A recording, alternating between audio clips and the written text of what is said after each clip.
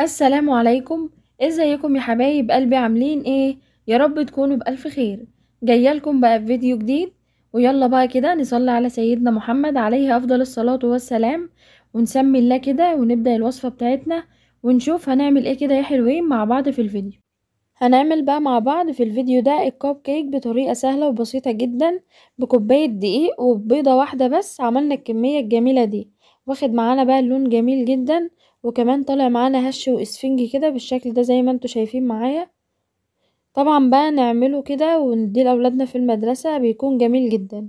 يلا بينا بقى نشوف مقادير الوصفة بتاعتنا دي هتكون عبارة عن ايه. اول حاجة بقى كده معايا كوباية من الحليب، ونص كوباية من السكر، وحبة من البيض، ومعلقة كبيرة من الخل، ونص كوباية زيت، ومعلقتين كبار من النشا وعليهم كده ذرة من الملح، وكوباية من الدقيق، وهناخد كمان معلقة كبيرة من البيكنج باودر، وهنستخدم كيس الفانيليا ده كامل. يلا بقى كده نجهز الوصفة بتاعتنا.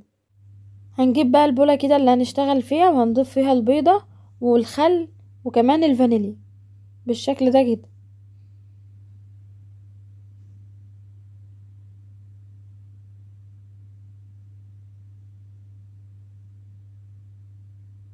وهنضربهم بقى كويس جدا لحد ما يختلطوا كويس مع بعض، ولونهم يفتح كده ويبقى فاتح شوية.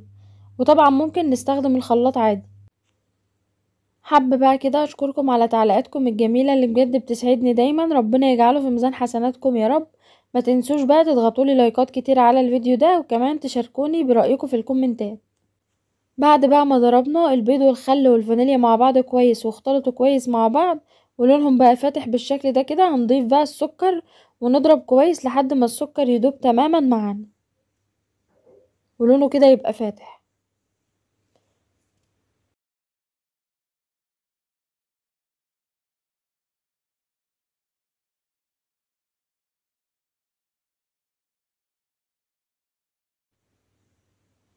شايفين بقى الخليط بقى لونه فاتح معانا ازاي؟ هي دي النتيجة المطلوبة، وكمان السكر داب معانا خالص. هنبدأ بقى بعد كده نضيف الزيت، ونضرب بقى كويس لحد ما القوام يتقل معانا ويكون قوام تقيل كده بعد ما نضيف الزيت.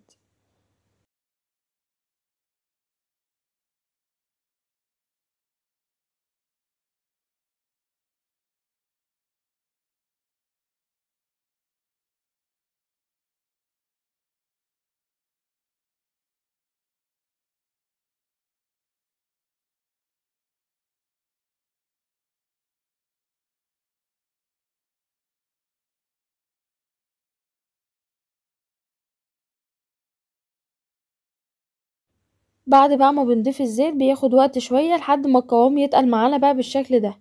هنبدأ بعد كده نضيف الحليب بتاعنا ونضرب بقى كويس لحد بس ما المكونات كده تختلط مع بعضها.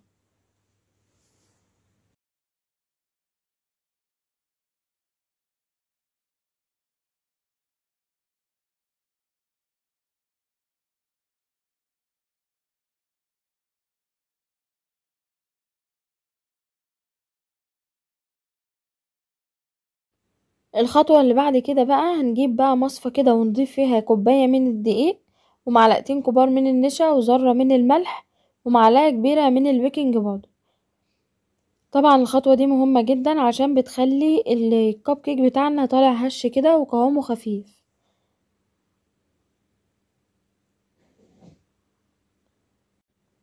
هنضرب بقى كده كل المكونات كويس مع بعض. اهم حاجة بقى بعد ما نضيف الدقيق نخلط المكونات بتاعتنا كويس جدا.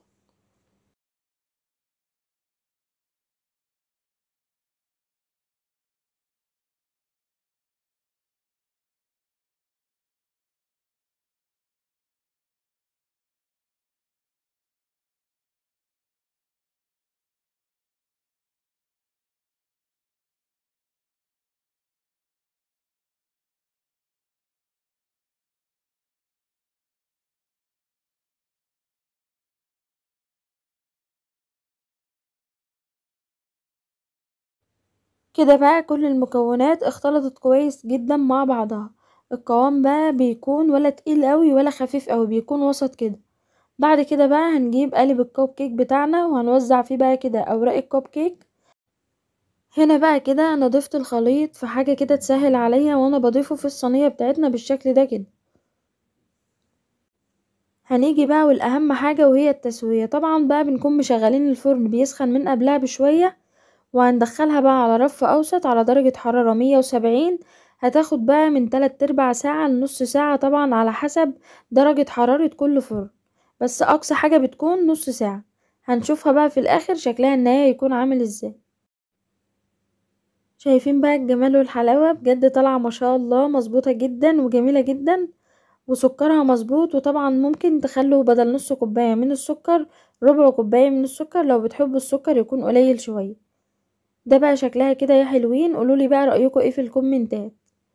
طالعة معانا هشة جدا وخفيفة ومظبوطة جدا، ان شاء الله هتعجبكم. وبكده بقى نكون وصلنا لاخر الفيديو بتاعنا. ما تنسوش بقى تضغطولي لايكات كتير على الفيديو ده، وكمان لو انتوا جداد في قناتي واول مرة بتشوفوني ما تنسوش تشتركوا في القناة وتفعلوا زر الجرس على كلمة الكل علشان يوصل لكم اشعار بكل فيديو جديد انزله. وما تنسوش كمان تضغطولي لايكات كتير على الفيديو ده وتقولي رأيكم ايه في الكومنتات، وربنا يحسن ما بين ايديكم يا رب.